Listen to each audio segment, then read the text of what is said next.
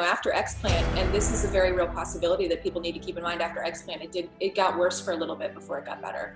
Mm-hmm. The lowest point was post-explant. So people need to keep that in mind. A lot of these groups, a lot of these support groups on Facebook are all these success stories, and the heal is real. And yeah, eventually, if you do the work and you make the investment, but the heal is not real just overnight after explant. I got really dangerously close to dying after explant because I was so frail in advance. We had done some work, and I don't think I would have survived without that. We had done some work in advance, but afterwards it was really rough, and I got dangerously underweight, and it got a lot worse. But then very quickly, it got worse very quickly after explant, and then as we continued to work, it got better very quickly. And now I've gained 30 pounds. I mean, I had lost 50 pounds. I've gained 30 much needed pounds, and most of my symptoms are now either completely gone or almost gone. I'm able to eat almost all foods. Like I said, I avoid gluten, but mentally and emotionally, I'm doing so much better, and the work is never done. But I just want to thank you so much for holding space for me and for your team helping me through all of this and giving me the tools I needed to come back from the dead. You're listening to Cleanse, Heal, Ignite podcast, and I'm your hostess, Diane Kaiser, functional diagnostic nutrition practitioner, former pro soccer player, transformational leader, holistic healer, and life purpose coach, helping you and your business awaken to your full potential.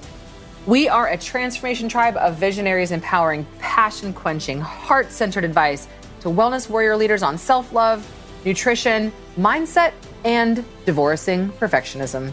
Our mission is to help you laugh your way to a sexy belly, love your way to vitality, and live your life with purpose by sharing real talk and truth drops that will help you cleanse your body, heal your hormones, and ignite your life. Side effects of this podcast may include all-day energy, happy hormones, perfect poops, increased confidence, becoming your own best healer, and catching the self-love virus. There's currently no vaccination to protect you from this and no known cure. In most cases, listeners experience a strong desire to accept new challenges, ditch toxic people, follow their heart, and dance like no one's watching. If you experience moods happier than usual, live it unapologetically and share with your social media friends immediately.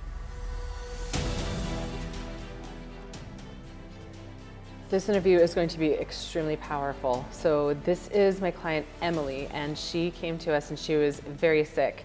She wanted to have me read this to you because she forgot to talk about it in the interview. And I think it's very important because many of us think that it's one thing that is the problem. It's gotta be my breast implants, it must be my food, maybe I'm not getting enough sleep, or maybe I hate my job, or maybe it's my partner, or maybe it's just me, or maybe it's my genes. And we start trying to pigeonhole our symptoms into one thing. And the fact is that it's usually many things. So let me read you exactly what she said to me as far as what she forgot to include, because it could be a combination of things as it usually is. So she said, "Dear Diane and the Chi team, at the onset of my long list of bizarre symptoms, functional medicine doctors diagnosed me with toxic mold sickness. I experienced acute mold exposure in a moldy house where we lived during the previous year while I was pregnant. I took the steps that the doctors insisted were necessary to rid myself of the mold, but remained sick. That's when I began searching for you and found your team. Post-Chi graduate, thank you so much for helping me understand that my breast implants were distracting my immune system, preventing it from dealing with the mold. I had no idea that commonplace items in my everyday life were laden with toxins and drastically impacting my health. From pharmaceutical drugs, hormonal birth control, allergy medications, beauty products, cleaning supplies, Botox, glyphosate, and of course the mold. I was unknowingly poisoning myself and my family. Finally, the house of cards fell and my health suffered greatly, as did my sons when we were breastfeeding. Thank you for helping us both heal and for showing us a better way. I am now free from insomnia, chronic fatigue, muscle weakness, full body pain, unexplained weight loss, heart palpitations, depression, anxiety, explosive rage, blurred vision, diarrhea, constipation, mast cell activation disorder, food sensitivities, rosacea, and tinnitus. 16 symptoms. She said, I've also gained 30 much needed pounds of the 50 that I lost nearly dead. My hair has stopped breaking off and falling out, and my brain fog is getting better by the day. Best of all, my son's health issues have completely resolved and he is thriving. Oh, and I don't forget to mention that I had night sweats and I used to soak my bed sheets and had to sleep on beach towels. So she says she feels like her story is complete. And when we consider all of the different areas of toxicity in our life, it could be toxic chemicals and toxic stories. In other words, a story that blocks us and prevents us from healing because we believe we won't get better. Because it's hard to see the light through all of the darkness of the symptoms that we've been experiencing. You've heard the term, it's hard to see the forest from the trees. So when you're in it and you're in the thick of it, it's difficult to get help, especially in Western medicine today, because doctors will either tell you that you're crazy and put you on a sleep medication like they did Emily. They prescribed a lower dose of the date rape drug to literally tranquilize her so she could fall asleep and forget about her symptoms. That's the reality of what you'll get today. Or that you have a lot of issues maybe in your mouth, maybe you have heavy metals, maybe you have oral infections, maybe you have cavitations, maybe you have hidden and undiagnosed oral issues that need to be diagnosed properly, and it takes a skilled practitioner to go into your life and into your body via the labs, medical history, intake form, and all of the symptoms that you're experiencing and work with all of them. The mindset, the heavy metals, the mold, the mycotoxins, and the misery of feeling the way that you do from being exposed to this many toxins. So it's absolutely challenging and dang near impossible to work with one team to help you with all of these things. But I am proud to say that that is exactly what we do in She, and that is exactly what we did with Emily. Let's take a tour and allow her to speak about her journey. Please listen to every single word she says. Let it inspire you, and share this with every woman and mom that you know, because it is that important. Thank you, Emily, for your courage, for sharing with the entire world from going from hell to well. We are all Emily. We may not have it at the toxic load that she has, but we are all exposed to the same health threats, invaders, and hormone imbalancers that make us fat, fatigued, and frustrated, and create symptoms, sickness, and suffering. So when you're listening to her journey, please keep an open mind that some of these things, or maybe all of these things, could be some of the biggest health threats and root causes for your issues or your family members. Hello, warriors. Diane Kaiser here, and I'm coming to you today from Orange County before I move to Sedona in a couple of weeks. So it's my last time that you'll see my bookshelves like this. And I wanted to welcome you to the Cleanse, Heal, Ignite podcast. Today is a very important show that I wanted to bring to you live this time. And later on, it will be on the Cleanse, Heal, Ignite podcast. We'll also be on my YouTube channel, so you guys can watch any kind of visuals that you want that we may share. If you want to see the eyeballs in our eyes, and this, which is a window to our soul, you can there, or you can check out Cleanse, Heal, Ignite podcast. This is an interview I've been wanting to do for a very long time now, because this woman's journey, Emily Shannon on the other side, say hi, Emily. Hello. Emily is somebody who had come to us and she was struggling, and I'll let her share her journey in a minute, but I wanted to share first why I felt it very important to share this message with all of you. Emily has really been through a lot, and she's a true warrior. You guys have maybe seen that a lot of what I've been talking about and sharing lately has been about the toxic beauty care-less industry, and how so many of us are not asking questions and really challenging, is Botox safe for us? Is breast implants, are breast implants safe for us? What are the things I'm putting on my body or in my body? You know, all the things that we consume on a daily basis, whether it's things that our skin consumes in the way of personal care products or cosmetics or skincare, or things that we're applying into our mind. You know, the 60, 70,000 thoughts we have every single day, the majority of us are not even thinking healthy, positive thoughts. 90% of them are self-sabotaging and limiting beliefs. So we're literally taught culturally to self-loathe. And what that does is it creates a paradigm of insecurity where we then seek beauty and energy and vitality out there. And today we're going to talk about beauty. We're going to talk about the toxic beauty choices that Emily made, which were the same ones that I made and went through. And many of you are doing out there, not realizing just how toxic they can be for our body. And this is not just, oh, let's change the lipstick because there's 95% of them contain lead. We're talking about the things that are being told to us that we need, or that we actually need medically for symptom relief. And so it's a very, very important message, because this woman is a mom and her choices have actually passed down to her son. And so we worked with her baby as well. So Emily, thank you so much again for being here. Where are you? Thank you. Where's your home? Where are you tuning to us from?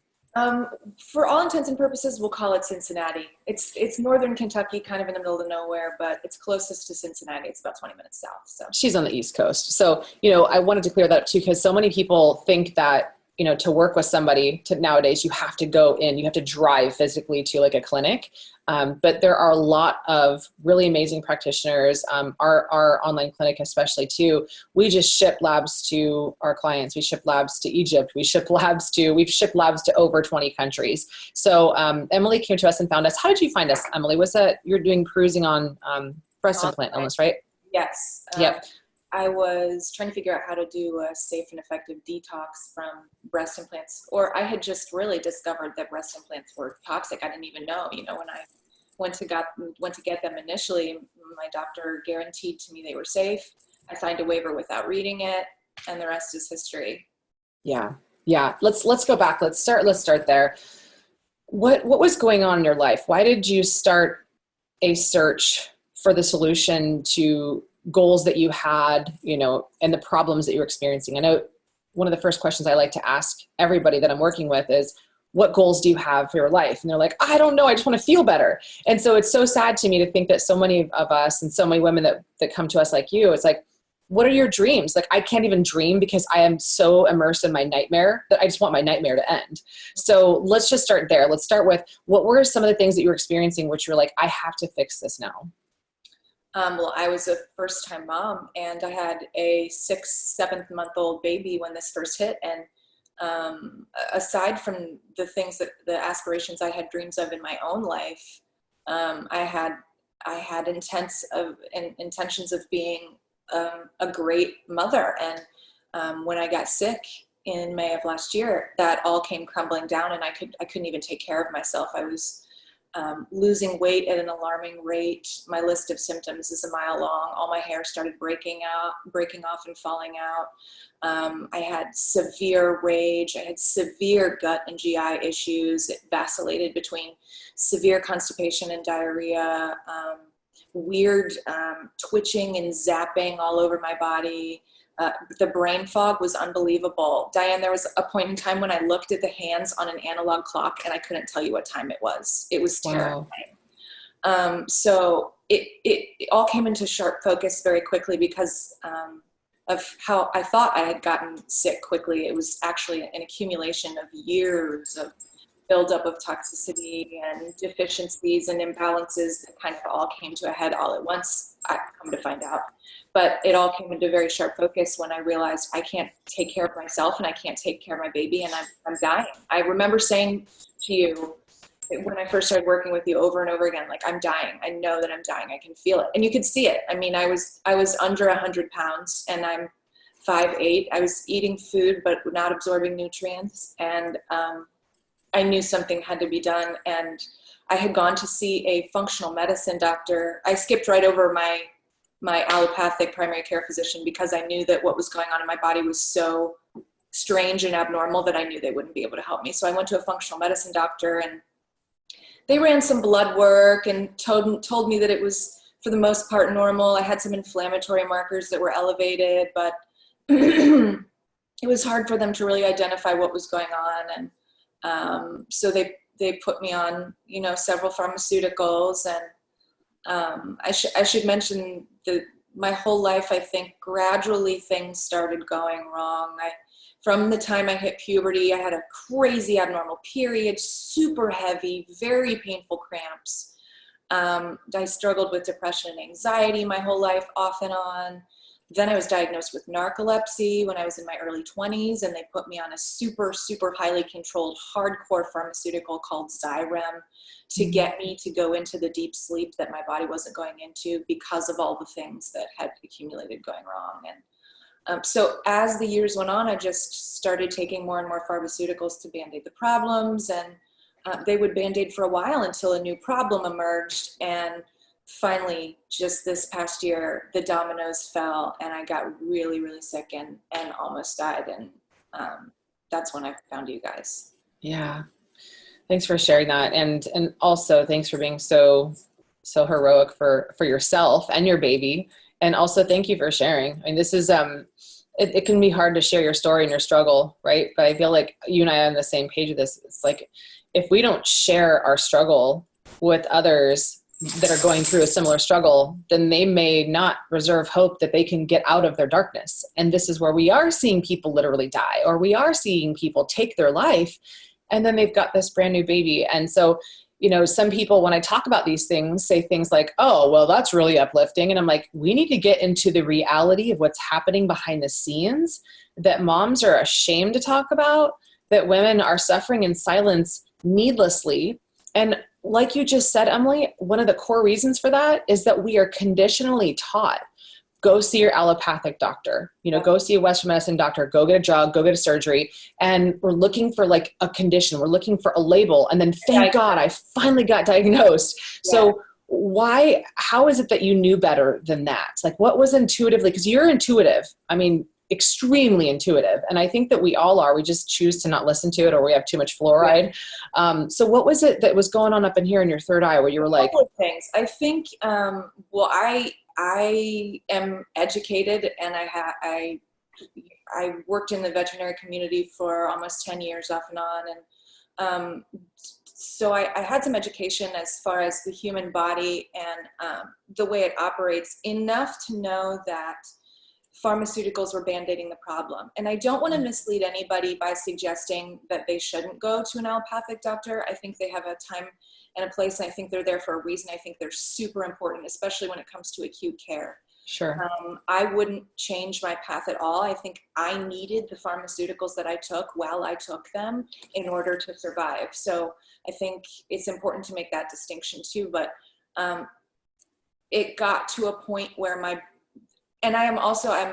faith is very strong. So I want to make that point too, is that I feel like whether you call it God or the universe, I think it's one and the same. I think that God was leading me on this path, and at a certain point telling me there's something more to this, and this isn't something that another pharmaceutical is going to fix.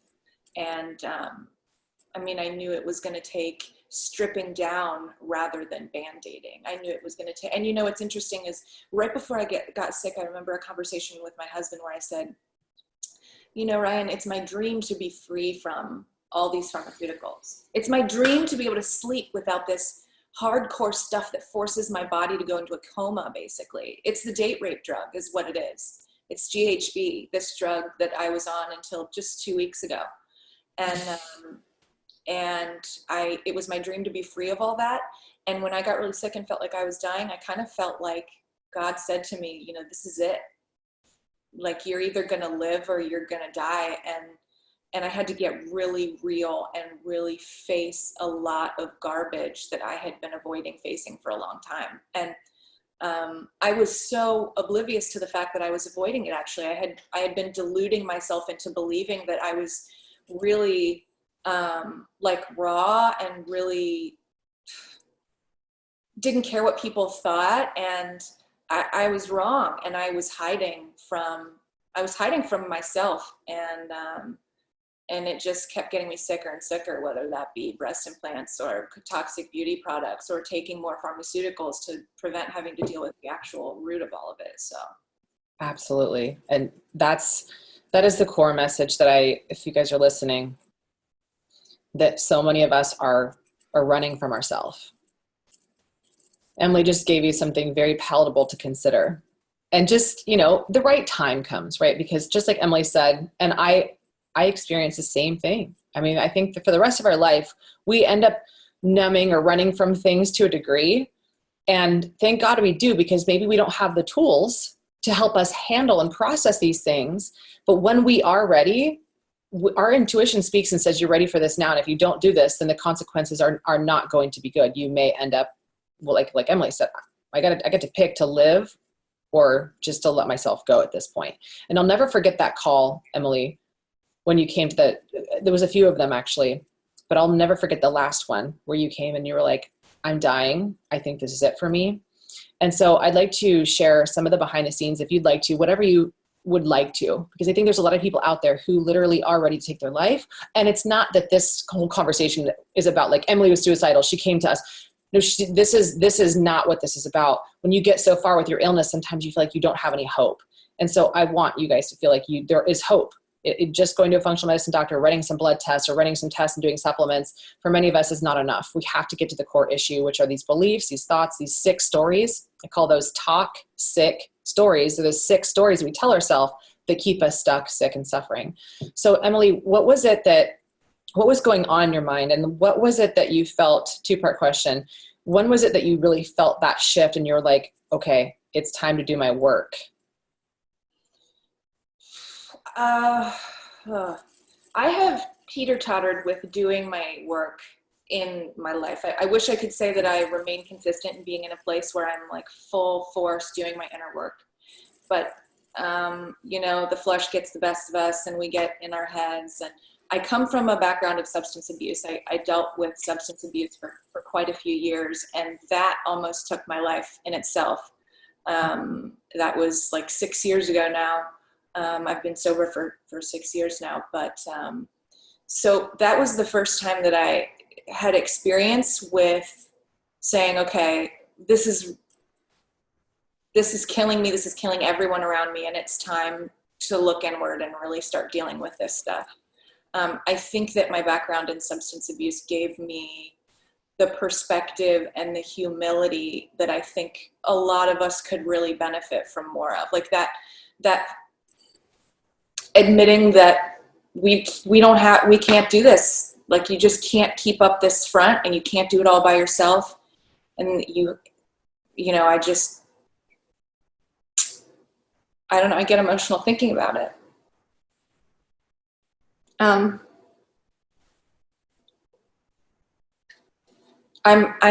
because of my faith too. Like, I just believe in redemption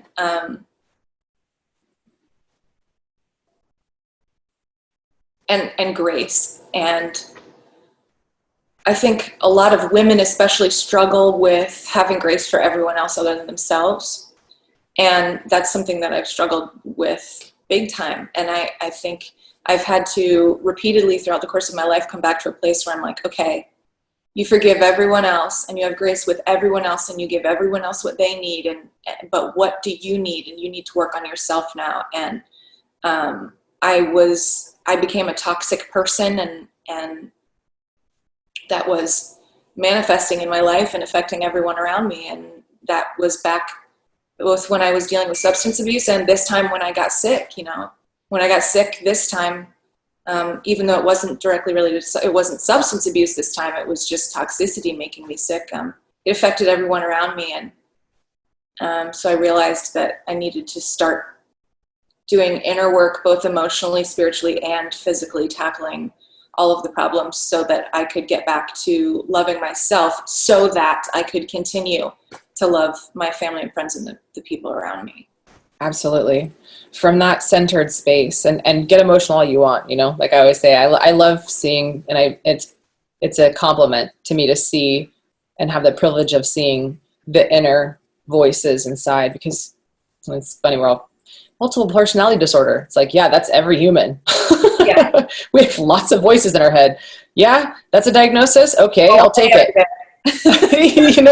One day I'm pissed off. One day I'm like handling unprocessed rage. And this is the common theme that I'm seeing in so many women that are working with us, is that rage, undigested, unreleased, and needing to be detoxed and risen to the surface, rage from many, many years of women being put in this prison, this perfection prison. And I'll share a statistic on my Non-Toxic Beauty Summit that we've been talking about these sorts of things. That comes out on March 9th. If you guys have not yet checked that out, nontoxicbeautysummit.com. One of my 50 speakers, Cynthia Thurlow, she's a beautiful TEDx speaker, and she shared a statistic with me, and that's 86% of women today admit to caring for others first before themselves, and at the expense of their health and their own selves. So what does that tell us? Like, no amount of coffee, no amount of, energy drinks, and no amount of narcotics will put down that pain and the lack of energy and the drain that we have.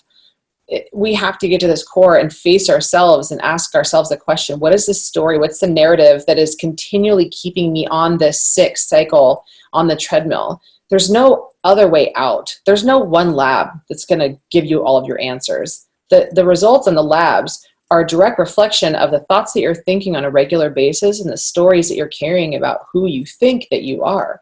So the freedom is really getting yourself out of your head and into your heart and asking yourself the question of, like, where have I been giving myself away my whole life? So a good point. I wanted to yeah, sure, go ahead. What you're saying reminds me of, I mean, it's really, there's the extent of this detox work that goes so much deeper into just a detox and dealing with all of that mentally, emotionally, spiritually, and physically. And, you know, I am a member of some of these support forums for women who have been sick with various autoimmune diseases and been toxic in various things. And sometimes a woman will just comment, what did you do to detox? And I'm like, oh, no. I mean, it's not a simple Facebook like repost or response. You know, it's like, where do I begin? I mean, it's been a multi-layer approach. It's not just like a detox kit. Exactly. And it's not just like a supplement. Right. And that's the mistake we've been making for so many years, right? Is the quick fix. Like, if I could just type to you in 5 words or even a paragraph what I did to detox, it would not have been an efficient detox. It is only because I invested so much time and money and, I mean, everything that I invested in my health and my spiritual and emotional well-being to get where I am. And that's not to say I'm healed. Listen, I have a long way to go, but I'm not dying anymore. Yeah. I remember you texted me that the other day. And I remember the other day, over the weekend, you texted me and you're like, oh, by the way, I'm off of my last medication, the sleep one I've been on for years. And I was like, oh, and then like face, I'm like, oh like my God. The lottery. Like, this is my dream come true to be off this medication. Literally. And I never thought I would be. And I'm like 7 days off. Well, no, 9 days. It's been 9 days since I took the medication. I'm sleeping better than I did before. And it's only through having detoxed my gut. I mean, my gut was a disaster. If y'all could have seen my labs, it was terrifying. I had no idea. Because my body was doing such a good job of putting up this front like everything was okay until it wasn't. So my gut was a mess. My hormones were a disaster. I'm not even kidding y'all, like full-blown mustache. And I mean, chin hairs, we're talking, like, this is things that a 35-year-old woman should not have to deal with. Granted, postpartum hormones, I'm sure, contributed to the cascade of like the health disaster that I was facing. But yeah, it was a lot it is still a lot. It's a work in progress. And I don't think we're ever complete. I mean, can we really say we're ever complete? Because the toxic thoughts keep coming in, and the barrage of what the media and our culture is telling us about what we need to be doing and how we need to be looking. And things are always changing, and it's a constant battle to keep on top of both our physical health and our mental, emotional, spiritual health. So yeah, and I'd like to just invite all of us, even, invite a new series of realities for us, is that when I first started this podcast, I wanted to call it Beyond the Warrior, because I was thinking, well, what happens when we're done warring? What happens when we're done battling? Like, your choice of words, right? What happens when we're done fighting? Are we okay just to say I'm at peace? And there are things that are happening out there that are always going to come at me with force, but I'm going to, when they come in, I'm going to recognize them and thank them for showing up. Hey, ego shows up and says, you got a line over here. You got some crow's feet. You better Photoshop that out. Well, we can't do the Photoshop because we're not a computer. Oh, well, the Photoshop version of doing that in real life is to go get Botox.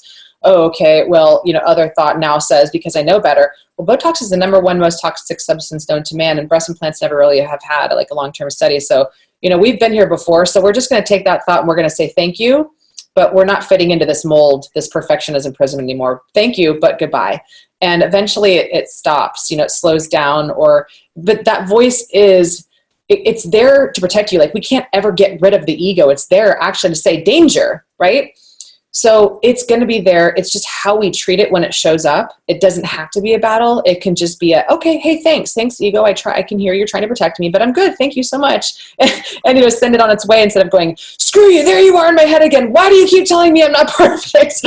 And then it's a battle, there's always a way that we can make it more pleasant and thank it for showing up when it does, but not arm wrestling with it and destroying our adrenals and draining our cortisol, which at the expense of our sex hormones and sleep hormones. So I just want to clarify that and then move into this, Emily.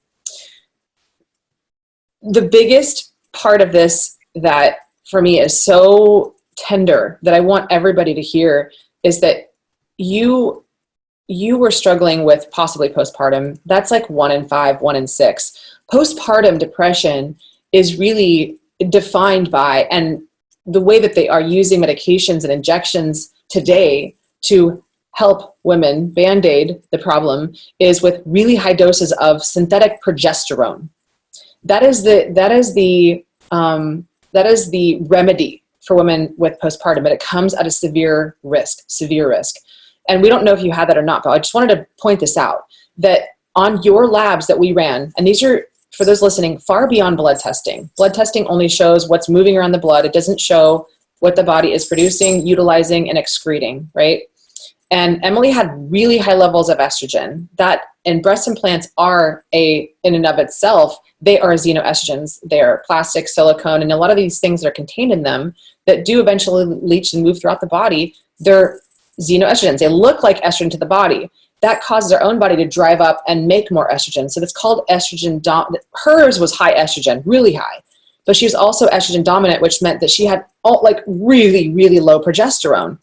That low progesterone status is where a lot of moms are now experiencing postpartum depression, and they don't know how to fix it. So Emily had a lot of things going on at the same time. She also had really high testosterone, and she also had cortisol dysregulation as well, and then sleep issues, melatonin issues. The gut was also, the interesting thing about her labs that I wanted to point out, and then I want Emily to speak about what she experienced with her son and how we brought him back to life together as a team, as a tribe, because that's what it takes. We can't do this alone anymore. There's just too many things to consider. And Emily's bad guys, I'd call it bad girls, on her lab test, her bad girls were very similar to the bad guys that her son had on labs. The autoimmune, the potential autoimmune triggers, we test for pathogens on stool tests. This is not stool tests you can get from your doctor to get approved by insurance. Health has now become an investment that we need to take in our own hands. It's no longer something that your doctor's going to run and even know what to do with, because the next step is, okay, we'll just take a drug for it, or even take supplements. We have to know what's causing the labs to do what they're doing, right? What's going on around the house, thoughts, chemicals, foods, et cetera, et cetera. There's a lot to this. So we found that Emily and her son's autoimmune triggers were identical. So this is now posing the question, how much of a woman's body and her choices that she's making in the name of beauty, toxic beauty, are getting passed down to the son? We are now seeing that has been across the board almost identical, so with the exception of a few of the really toxic pathogens, which we worked with your son. So let's talk about the journey that you took with your son. Are we allowed to say his name? I'm not sure. Sure, yeah, Lyle. Okay, yeah. Sure. I want to respect that. So yeah, let's talk about Lyle. Cute little Lyle coming to the camera, and I remember thinking, gosh, we have to save this boy. Yeah, he's amazing. He is 16 months now, and he's doing incredibly. I wanted to mention one more thing. Though, for sure. Postpartum depression, previous to Lyle, I wanted to remind women that postpartum depression, or depression in general, really with women, doesn't have to look like, oh, I'm sad. Because I was never like that. Never sad. I felt like I didn't feel much of anything. I felt very zoned out. So my postpartum depression showed up like episodes of panic and rage. Like sometimes I felt like the house was on fire and I couldn't escape, especially when he was crying. I would feel like this tightening in my chest and this like feeling like I couldn't escape, but I was never really sad. So I just wanted to mention that. Thanks to everything I've been doing, that's a lot better. But yeah, Lyle, when he was first born, he immediately was super colicky, screamed and cried 24 hours a day, covered in eczema head to toe, cradle cap, would go for like 13 to 14 days without pooping, and then would have extreme diarrhea where he would just like leak throughout the day. We had to change his diaper like 9 and 10 times a day because he would just leak. And then when we started introducing solids to him, he couldn't eat solids at all. He would break out in full body hives and rashes, and he would scream uncontrollably. He was developmentally, physically behind. He wouldn't let us lay him flat. He wouldn't be on his tummy. He hated tummy time. He crawled late. He rolled over late. He's still behind, but now he's doing so much better. Now he's at least on track. So thanks to all the work that y'all did with when it came to gut work and supplementation, he can now eat all foods except for, we completely avoid gluten, both of us. And there was one point in time when he was about 8 months old when they actually thought that, and when I say they, I mean allopathic doctors, the pediatrician and Cincinnati Children's Hospital, who nothing against them. It's an amazing facility with amazing doctors, but they thought that he had an autoimmune disease of the esophagus. And so he had to go under anesthesia and get this scope done. And it was really traumatic, and it wasn't that at all. And they came back saying, we don't know. It's not that. We don't know why he's reacting the way he is. And so, similar to my situation where doctors couldn't tell me what was going on, but his symptoms were so similar: food sensitivities, histamine issues, gut issues, bowel issues, mood imbalances. It was like he was a mirror image of me. So there was a lot of guilt and shame that I've worked through, because I know that the things that he dealt with and may continue to deal with do have to do with things that I passed down to him.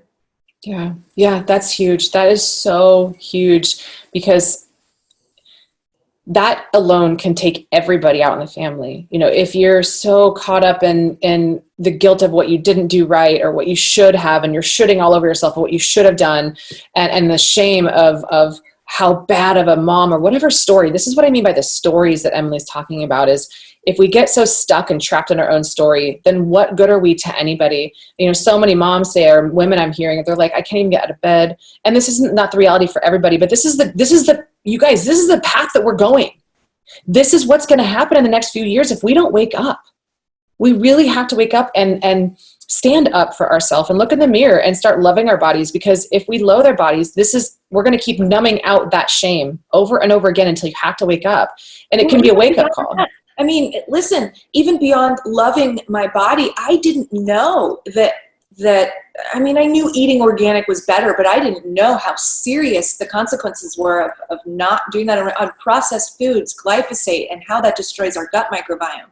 I didn't know that perfumes had chemicals in them that affected our hormones. I didn't know that lotions and skincare products and makeup had toxic ingredients in it, all of which I didn't know that nonstick pans. I didn't know. I knew BPA-free plastic was better, but there are only little basic tidbits of information that I think most people are really aware of in terms of what things really damage our bodies. And it wasn't until I really started to be educated by your team that I started to realize everything I was putting in and on my body on a daily basis was an assault on my system. I had no idea. I think people don't. They don't, that's another story, right? That's a story, is that we project parental energy, those levels of trust onto our governing bodies that are not looking out for us. If you guys look to Europe, they can't even advertise Botox, like just as an example, right? They can't even advertise those things. And here we advertise it like crazy. And there's a new one coming out. And I want to talk about that next, Emily. And in Europe, they've banned several thousands of chemicals, toxic chemicals, and beauty care lists, routines. And here in America, at one point we banned like 30 compared to them. We just had a little bit of a revision. At one point there was only one person that was managing and overseeing the entire water industry in America. And plastic and, all the plastics, that's another xenoestrogen. That drives up estrogen. We have a xenoestrogen problem today, which estrogen grows things grows things you don't want to grow. It doesn't grow your hair. It grows cancers, tumors, cysts, fibroids, hemorrhoids. It grows things. It grows fat cells. So xenoestrogens are a big part of the problem. And a lot of the things that Emily was just talking about are the source of that it's an accumulative thing. And so that you don't feel overwhelmed, I'd like to just throw this out there. And that's exactly what we do. And the work that we do with our clients is to say, there's literally thousands of things out there, but we're going to simplify it and just point you to the right direction so you get there in a few months. This took me 10 years to learn this stuff. Oh my gosh. And it's so 10 overwhelming. years. So overwhelming. You have to turn to someone who can focus you, especially if you're someone like myself who feels like I have to do it all now. I'm like an all or nothing person. When I figure something out, I go hard.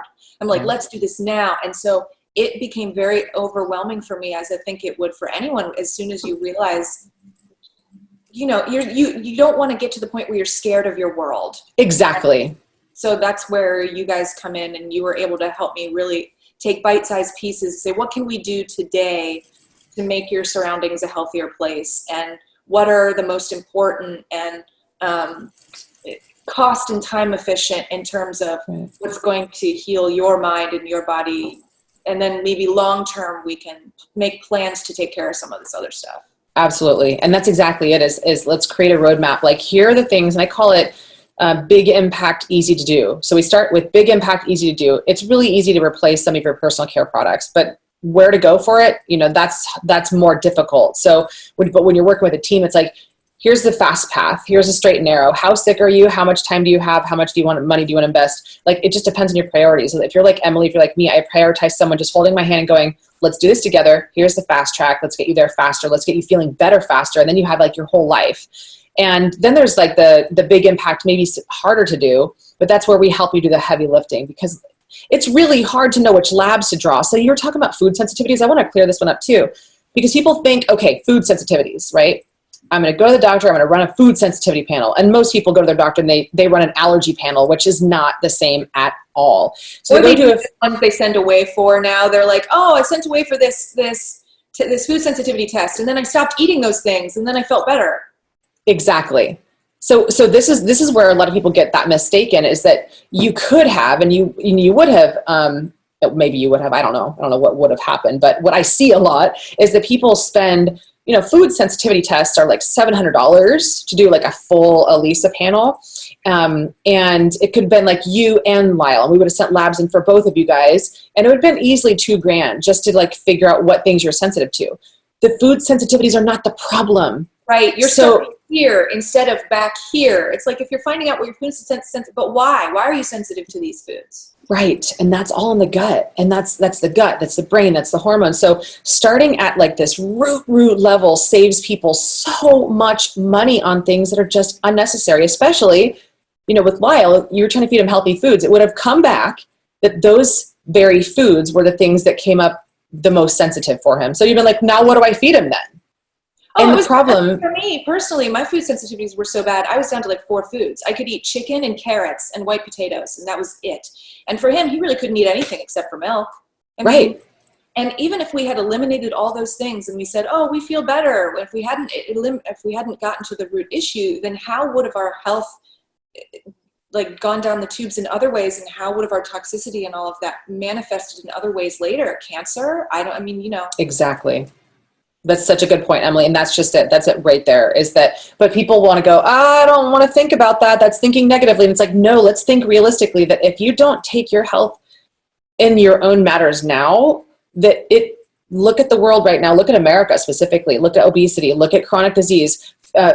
Everybody, like 50% of people now have at least one chronic disease, and 60% of the reason why a cause of death is because of chronic disease. 95% younger, like our babies. Younger. There are support groups on Facebook of women whose babies are dealing with these autoimmune diseases. Autoimmune diseases didn't even used to be issues for adults, let alone babies. Exactly, and that's part of it. So, as we start to wrap up, Emily, I definitely want to touch on the Botox and the breast implant illness piece, because these were things that I get a lot of pediatricians now coming to me saying, I've heard your story. They've heard our story here. And they're like, I want moms to hear this. I want moms to know that the choices that they're making for their body are going to possibly cause harm to the baby. So you had breast implants and you had Botox. When was it that you had Botox injections? And did you make a note to like when you had your symptoms and when Lyle had his symptoms, and were those correlate to each other? Yeah, I want to make mention of the fact that my Botox initially was complete 100% migraine related. I was free from migraines for the entire 5 years that I was getting Botox. So this is another important point. It's not just that it's women who are trying to be youthful and beautiful. Like, this is something that our doctors are telling us is useful to help with other things, whether it's like sweating, too much sweating, migraines, any of those things. So while I was pregnant, my OB and I discussed options for migraines, and he told me that triptans, which my migraine medication was called a triptan, were not safe during pregnancy, but that Botox had been deemed safe for pregnancy and breastfeeding. So I continued getting Botox, and while I was breastfeeding, let's see, so he was 6 months. I got my head injections, and then 3 days later, when I got sick, he started refusing to breastfeed. He refused. So we had to stop. Over the course of a week, he kept popping off. He would nurse for like 2 minutes, and then he kept doing this and pulling away, and eventually he refused. So within a week of my getting sick, he refused to breastfeed, and we started having to use formula and bottle feeding. And that was when all of his weird eczema things started getting worse too, as far as I remember, although it's hard because I got sick and the brain fog was so bad. The timeline is a little foggy, but yeah. Nevertheless, Botox stays in your system for unknowingly long, and it could take. And they were telling me like, oh, it stays local. It's injected right here in your head, and then it stays right there. And now we're finding out it travels all over your system, and you can get like full blown botulism from it. And it's just wild. Logically speaking, I don't know how many billions of dollars we need to invest, where logic really needs to just take place. Anything you put on your body becomes a part of you. I just don't understand the ludicrousy in saying that what we put here only stays here. Well, I can't believe I believed it. Like, I'm a smart. I know, right? Both of us. That's the thing. It's not just intelligent women are being fooled, and we are conditioned to believe our doctors because they spent so much money and went to so much school. And to be honest, I think a lot of the doctors themselves don't even know better. I really think it's like a system problem that is larger than our PCP and our injectors. Like, I really think they're being fooled as well. So it's hard to identify where the responsibility lies, but I can say that I really love my doctors and the people who thought they were helping me. And I think they have good intentions, and just like I did, but unfortunately we're being lied to, and it's killing us. It's the doctors. The doctors now, I don't know if you heard this, I can't remember if I told you this or not, but MDs is the #1 suicide career now. I am not surprised at all. I for a long time I thought about going to nursing school, and I'm so glad I didn't. Yeah, nurses are one of the more common people that come to me. Actually, the women that we most see are women like you who have like, I need to get this right. I have a little bit of a medical understanding, logic, intuitive reasoning, but gosh, there's so much information I can't figure this out on my own. And it's like, well, let's start connecting the dots. Even the things like EMFs and sleeping in sleep number beds, or using electric blankets and things like that. Like, those are things that aggravate our bodies as well. Especially for people who are sensitive. If you have a food sensitivity of some kind, there is a really high likelihood, like 90-something% chance that you have EMF sensitivity too, which means, having your phone up to your ear, or like not having it protected in a case, or sleeping next to, your phone. Oh, we have the same one. We're twins. Yay. Did a podcast with them too. They're great. Or every single thing is protect yourself from this technology. These pieces of technology we're touching all day, we're exposing our babies to all day. They cause excitability inside of our body and inside of our cells, and it literally causes cell death. And this is not just like, crazy women. Yeah, stuff that even, I don't know, did you have things like that Lyle was exposed to as well with EMFs, or like a baby monitor or something? I don't know. I don't know that EMFs were as big of a thing with him as they were with me. I was sleeping in a sleep number bed that was plugged in all night and had like a big, huge electric box right underneath me. And I remember the conversation you and I had where I had an epiphany, like, oh my gosh, I've been sleeping with this big electric, on top of this big electric thing that has wires all throughout. And yeah, it's great to be able to lift and lower the head and foot of your bed, but gosh, at what price, you know? And so I unplugged it, and here I am 6 months later, and I'm sure it was that alone, but I'm sleeping like a champ. I mean, I got this ring now that monitors my sleep, and it's telling me that on a nightly basis I'm getting 26% deep sleep and 20% REM, which is like, by the way, ladies and gentlemen, that's a dream come true. That's like, that's remarkable sleep. So yeah, sleep is so important. The things that affect your sleep and just your peace in general on a day-to-day basis, that stuff was something that I had a lot to learn on too. So yeah, there's a lot of moving pieces. And, you know, for those of you listening, sure, you know, you can change your bed, you know, shield your phone, change your diet up a little bit, you know, get a lab test. But really, it's the combination of all of these things together that can bring you or someone back to life. We're not taught that these things can be as toxic or harmful to our bodies or our babies' temples as we are. And so this is really a resurrection of truth coming to light. And it's hard to say, like, one thing, like you said, is really, it's like, I have my Buddha today, Buddha cup. It's that we are a bucket, we are a glass, and it's our toxic things we're exposed to, toxic thoughts, toxic chemicals, toxin in the environment. You know, eventually it all just explodes. And then when it explodes, like Emily's case, sometimes it can explode into a baby. It will explode into a baby. We now know that the level of stress that a mom has gets passed down directly to a baby, and the baby could actually be born with a lot of PTSD because the mom is experiencing that energetically. So it's so much more than just a supplement. It's so much more than just a cleanse. It's so much more than just one lab. It's a whole lifestyle. So Emily helped me too to be able to, because I was overwhelmed by all of that, and it all very scary. Helped me. The biggest, well, I wouldn't say the biggest, but one of the major things that you guys helped me to do was, okay, so now that we've spent some time working on figuring out which of these toxic lifestyle choices we can mitigate, what can we now do to stop thinking about that, stop obsessing about that, and get into a positive, calm, peaceful mindset and headspace so that I can actually enjoy my minute-to-minute life rather than obsessing about all of that and worrying about all that. And that was really important for me, to be able to get back into the parasympathetic state and just really calm my thoughts and my brain and my nervous system so that I can heal, because we can't heal if we're in that hyper panic state. And so that was one of the biggest things that was holding me back at first. Was I was in fight or flight all the time. My body was constantly in fight or flight, and it was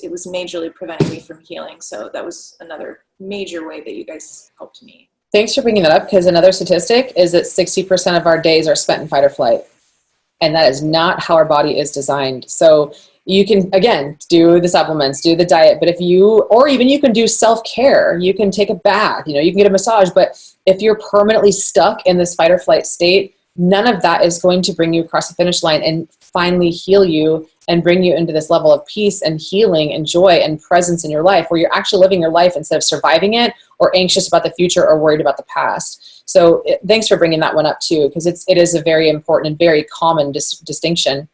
And so a little bit chicken and egg thing too, because it's like, if your cortisol is picked up, then how well are you be able to get out of that state? So it's important to be working on your gut and your hormones at the same time that you're working on your lifestyle behavior choices, because it all plays together. It can't just be either or.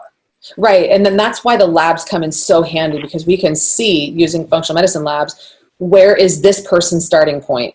And everything gets customized there. So many people out there fixing their hormones and just doing bioidenticals, and like that can be helpful, but as a bridge while we, fix the gut, there's because the gut is what drives the hormones, and why we're so tired, and cortisol and stress hormones are all over the place is because our gut is having to work so hard at clearing out toxins. And poor little Lyle couldn't go for a couple weeks. One of the number one things that Botox does is it freezes, of course, your wrinkles, but it travels throughout the body and it freezes your organs. It freezes your colon. So that's probably part of the issue, is he couldn't poop because it's got this toxin. And I think it's so beautiful and intuitive that his body was like, no, Mom, I'm not touching that because I know there's Botox. Like, that's awesome.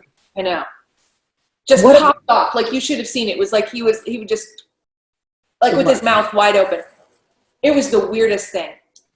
So beautiful. So beautiful. Like, yeah. And you're like, well, gosh, it could feel like, as a mom, like a sense of a rejection. Like, oh gosh, why does he want it? It totally did. But his body knew what it was doing, you know? God, it's so, thank you, God. We're such beautiful. We're such perfectly sculptured and crafted and designed. And you've segued so nicely into one thing that I just need to really impress upon people, and that's the importance of gratitude. And if it weren't for gratitude, both for this experience and all the beautiful things that I've been blessed with, my family, my relationships, I see this journey and in all of its horridness as just as big a blessing as the blatantly, overtly, obviously beautiful things in my life. They are equally important in terms of my journey and who I am. And so I wouldn't change anything. You know, I would hate to have this battle have been removed from my life and not had to go through it, because it really has enriched me, and it's made me such a more compassionate, self-aware, and healthy person. I'm going to live longer because I got so sick. Because if I hadn't gotten that sick, I never would have had to face and deal with all of the toxic garbage and the deficiencies and the imbalances and the sick gut. If I hadn't gotten as sick as I got, if I hadn't gotten the breast implants, if my son hadn't gotten sick, like if all of this hadn't happened, I wouldn't have lived as long and become so healthy. So I'm so grateful for it. I'm grateful for the journey. I'm grateful for everything that you helped me along the way with, and your team. And so I just want to thank you. Thank you for everything, and for helping me get to this point, and for essentially saving my life, you know. Emily, that's beautiful. And it really is, it comes down to that. It's, if you can't see your toxic story as a toxic invitation for you to wake up, then you're going to stay toxic, and you're going to still repeat the same stories inside of your head, that this stuff always happens to me, or my parents' genetics suck, or, you know, why me, and the world sucks, and the world is scary. And those are the stories that keep us in our prison. So what Emily just said is probably the most important thing of all, because our body, your body, is such a beautiful design, literally designed to get your attention with symptoms. Symptoms are not the curse. They are the communication device. And so if we're constantly numbing them, instead of sitting compassionately, as you would if a 5-year-old was crying, you sit with them and go, honey, what's wrong? You don't go, hey, I'm going to put some masking tape over your mouth, i.e. numbing devices. You say, what's going on? And you allow that child the opportunity to speak what the pain is all about. Our pain is our greatest teacher, and you can only reach as high as your light in your dreams as you have been willing to face your shadows in your dark. Just like Emily said, you beautifully crafted that, is that you had to go here, deep here in your roots, and you did it with the team so you didn't feel alone, because I don't think that we can do this alone anymore. But it's a lie. You can't do this on your own. Like, oh, you're stronger that way. No, ask for help. Ask for help. I ask for help all the time. It's hard sometimes, but ask for help. Emily went down here. We sat with her and held space in those roots, and that whatever darkness was there. Now she's here. And I remember the first day you came after we took a couple weeks off for the holidays, and we came back to our videos and our tribe call, and I was like, oh, Emily, what'd you do? What happened? And it was like life just like in you. And I was like, yay! And it was just a whole new person. And it took a while, you know, it took several months to get you to that point, but you persisted. And that's also the key characteristic, is that you became a warrior through your worry. Yeah. I want to point out too, you know, after explant, and this is a very real possibility that people need to keep in mind, after explant, it got worse for a little bit before it got better. My lowest point was post explant. So people need to keep that in mind. A lot of these groups, a lot of these support groups on Facebook are all these success stories, and the heal is real. And yeah, eventually, if you do the work and you make the investment, but the heal is not real just overnight after explant. I got really dangerously close to dying after explant because I was so frail in advance. We had done some work, and I don't think I would have survived without that. We had done some work in advance but afterwards it was really rough, and I got dangerously underweight, and it got a lot worse. But then very quickly, it got worse very quickly after explant, and then as we continued to work, it got better very quickly. And now I've gained 30 pounds. I mean, I had lost 50 pounds. I've gained 30 much needed pounds. And most of my symptoms are now either completely gone or almost gone. I'm able to eat almost all foods. Like I said, I avoid gluten, but mentally and emotionally, I'm doing so much better. And the work is never done. But I just want to thank you so much for holding space for me and for your team helping me through all of this and giving me the tools I needed to come back from the dead. Yeah. And sometimes that's back from the dead too. Yeah. So as above, so below, right? And I receive that gratitude. I'm grateful that I had the honor and the privilege of watching you fly. First, love yourself, and to really make that commitment to yourself. Because if you don't have the commitment to yourself, then no health coach, no doctor is going to be able to save you. You're the only one that can save you. But you would just enlist people that can love you and support you and hold space for you and give you the roadmap. And then all you do is follow it. And then when you struggle, then you have support. Remember that healing begins in the mind. You have to take that first step. And I think part of the Botox illness and the breast implant illness, something that I'm seeing these women say over and over again that I felt, the sickness tells us we're dying. I think there's an alarm bell going off in our body saying, you're dying. And I see women posting, I don't think I'm going to make it. Yes. And I didn't feel that way either. I honestly felt like I wasn't going to make it. But it is important for women who are there right now feeling like they're not going to make it. You are too. You are going to make it. You are. And you have to make that decision for yourself that you're going to make it. For yourself, for no one else other than yourself. Even when the sickness is telling you are going to die, you are going to make it. You are going to pull through. And if you make that mental shift and you decide that you are going to get better, then you will. That voice inside that says you're going to die is a lie. Mm-hmm. It is a lie. And so you get to either choose that darkness and to go down that path and give up. And that's the only failure. The only time you fail is when you give up. The only time. So if you're somebody who is out there, I mean, gosh, Emily, we spoke about so many things today, and thank you for sharing your story. Again, this takes courage, and because of your story, I know there's going to be, I would even dare say millions of moms, of women who are going to see this as hope and inspiration for themselves. And together we get to wake up and rise. This is not one woman's journey. This is all of our journey. This is the same kind of condition that we've all been put under for a long time, that you need to be perfect, but you don't. And it's time that we all rise and heal together, because we can cleanse, heal, and ignite. And when we do that for ourselves, we do that for others around us. And ultimately, this is how we heal the world, is by starting with healing ourselves. So if any of this inspired you guys and you're like, hey, let's talk. I want to see if this is possible for me too. And if you're ready for this kind of work, dianekaiser.com/call. And we can chat in the next week or so. I'm moving to Sedona in 2 weeks, so maybe in 3 weeks we can chat, but we'll see. Emily, thanks again for being here today. Any final words? No, thank you. Love you. God bless. You can do it, all of you. You can do it. It's worth it. It's worth the investment in yourself. You can. Thanks for being here with us today, warriors, and we'll see you in the next one. Bye for now. Thanks for tuning in to today's show. If this episode really tugged at your soul and you're ready to have your personal breakthrough, we would love to have a heart-to-heart with you to get you crystal clear on 3 things. What do you want? What's standing in your way? And how do we get you to your soul goal in the fastest time possible? Visit my site, dianekaiser.com/call to schedule your free 1-hour connection session with one of our warriors to map out exactly how you want to look, feel, and live. We've helped thousands of women warriors just like you all around the world free themselves from the symptoms and suffering they never thought possible. And you just might be our next success story. Talk soon.